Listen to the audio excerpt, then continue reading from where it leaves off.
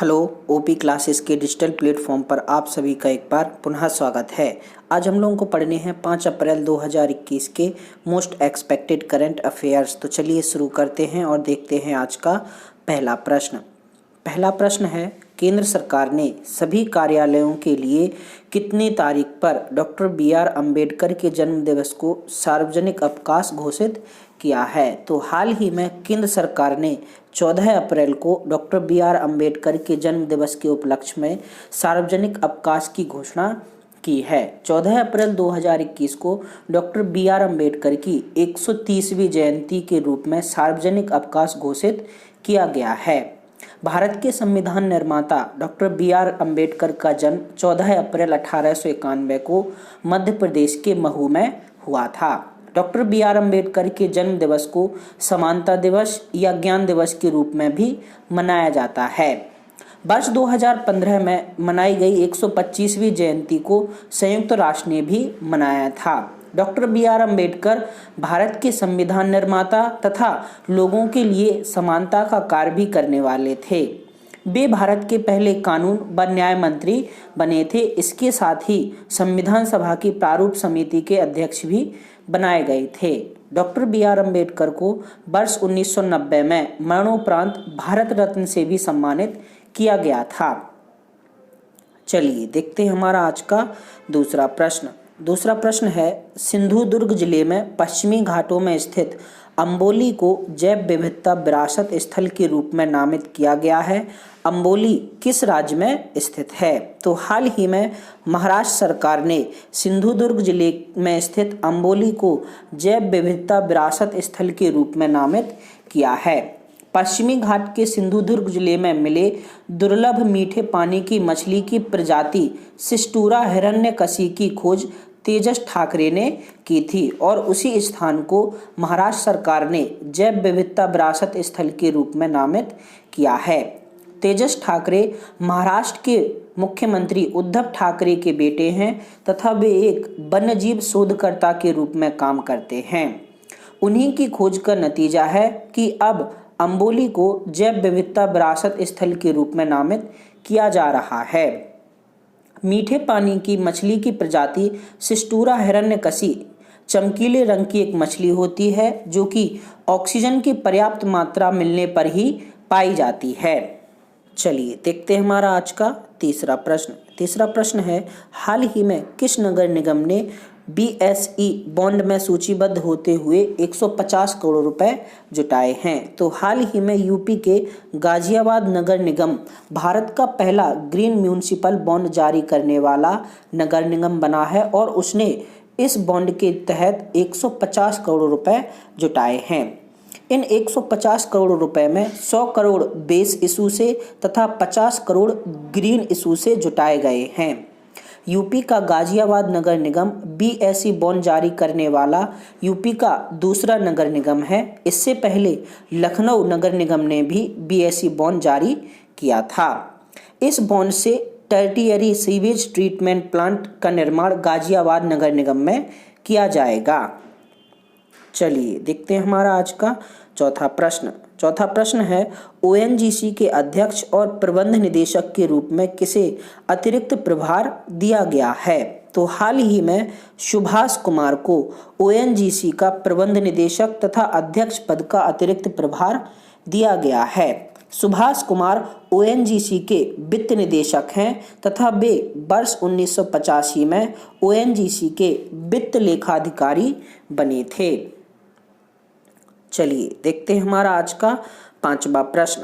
पांचवा प्रश्न है, मार्च 2021 में गुड्स एंड सर्विसेज टैक्स यानी GST से कितना राजस्व एकत्रित हुआ है? तो मार्च 2021 में GST से कुल 1.23 लाख करोड़ रुपए का राजस्व एकत्रित हुआ है। 1,23,902 करोड़ रुपए मार्च 2021 में GST संग्रह के कारण आए हैं। यह लगातार छठवां महीना है जब GST संग्रह 1 लाख करोड़ के पार पहुंचा है। बात की जाए 2020 मार्च महीने की तो पिछले वर्ष 2020 मार्च महीने में GST संग्रह से 27% अधिक यह राजस्व आया है। बात की जाए जीएसटी की तो इसे गुड्स एंड सर्विसेज टैक्स के नाम से जाना जाता है तथा यह भारत में 1 जुलाई 2017 से लागू हुआ था। भारत में जीएसटी की कुल 4 स्लैब हैं जिनमें 5%, 12%, 18% तथा 28% शामिल हैं।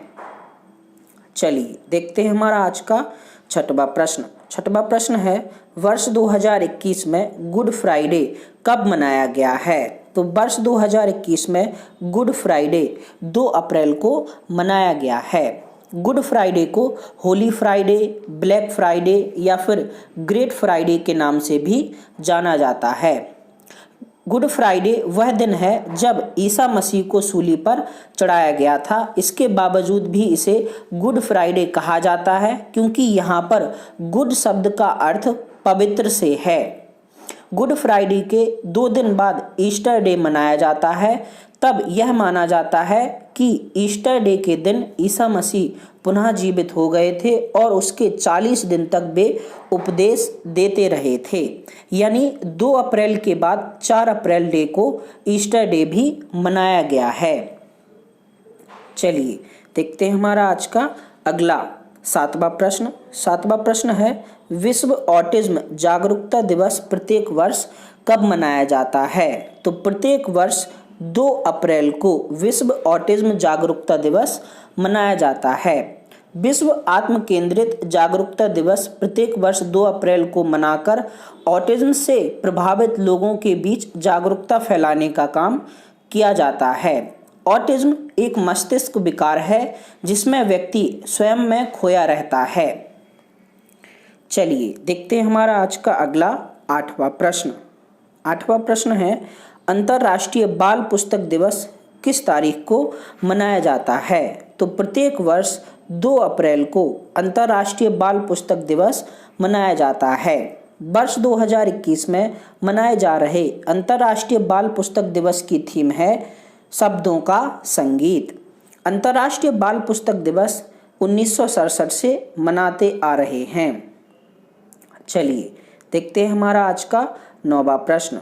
9वां प्रश्न है, भारतीय सेना ने किस देश में मल्टीनेशनल मिलिट्री एक्सरसाइज शांतिर अग्रो सेना 2021 में भाग लेने का निर्णय लिया है? तो हाल ही में भारतीय सेना ने बांग्लादेश के मिलिट्री एक्सरसाइज शांतिर आर्गो सेना में भाग लेने का निर्णय लिया है। इस अभ्यास में श्रीलंका, भूटान, भारत तथा बांग्लादेश भाग ले रहे हैं। यह 9 दिवसीय अभ्यास 4 अप्रैल 2021 से शुरू हो रहा है तथा इसमें भारत की तरफ से डोगरा रेजिमेंट के 30 सैन्यकर्मी भाग ले रहे हैं। शांतिर अग्रो सेना अभ्यास 2021 की थीम है शांति अभियानों को मजबूत करना। चलिए देखते हैं हमारा आज का 10वां प्रश्न। 10वां प्रश्न है, निम्नलिखित में से किसने राज्य बीमा निगम ESIC के महानिदेशक के रूप में पदभार संभाला है? तो हाल ही में मुखमीत S भाटिया ने कर्मचारी राज्य बीमा निगम के महानिदेशक के रूप में पदभार संभाला है। मुखमीत S भाटिया झारखंड कैडर के IAS अधिकारी हैं। चलिए देखते हैं हमारा आज का क्वेश्चन ऑफ द डे। 5 अप्रैल 2021 का क्वेश्चन ऑफ द डे है, संयुक्त राष्ट्र के वर्तमान महासचिव कौन हैं? Option A Audrey Azoulay, option B Tedros Adhanom, option C Henrietta H4 तथा ऑप्शन डी एंटोनियो गुटेरस। इसके अलावा सेशन ऑफ द डे का क्वेश्चन है, हाल ही में गाजियाबाद नगर निगम ने BSE का उपयोग करते हुए 150 करोड़ रुपए इकट्ठे किए हैं। यूपी का पहला नगर निगम कौन सा है जिसने BSE बॉन्ड जारी किया था? दोनों प्रश्नों के जवाब आपको नीचे कमेंट बॉक्स में कमेंट करके बताने हैं।